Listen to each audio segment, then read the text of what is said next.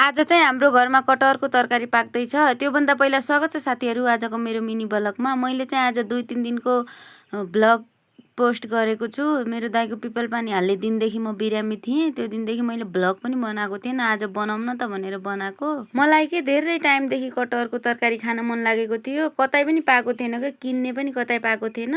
आज चाहिँ मेरो बुहारी मेनका खर्तीले कहाँदेखि ल्याउनु भएको रहेछ। उहाँलाई चाहिँ विशेष धन्यवाद मलाई खान मन लागेको कुरा ल्याएर मलाई दिएकोमा।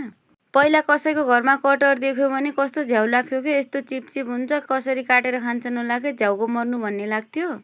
अहिले चाहिँ आफूलाई खाने मन लागेको भएर हो कि खै कति छिटो ल्याएर मैले त काटेर पनि राखिहालेँ के। अनि अलिकति भाँडाहरू थिए, त्यो भाँडा धोएँ। अनि मैले चाहिँ पहिला बत्ती आएको थिएन, अनि ब्लग सुट गरौँला भनेर अनि पहिला भात बसालेँ के, पहिला तरकारी बसालौँला भनेको थिएँ मैले। हाम्रो आगो बाल्ने ठाउँ चाहिँ उता कुनामा छ कि, बत्ती आएन भने केही पनि देखिन्न। त्यही भएर कस्तो झ्याउ लाग्छ, मोबाइल राख्ने ठाउँ पनि हुँदैन। यो भिडियो पनि मोबाइल राख्ने ठाउँ नभएर त्यहाँ भाइ आएको थियो कि, अनि भाइले एकैछिन भिडियो बनाइदिन मेरो भने। अनि बत्ती गएको थियो, अनि उसले आफ्नो मोबाइलको बत्ती बालेर अनि मेरो मोबाइलको फ्ल्यास लाइट बालेर बल्ल भिडियो बनायो कि।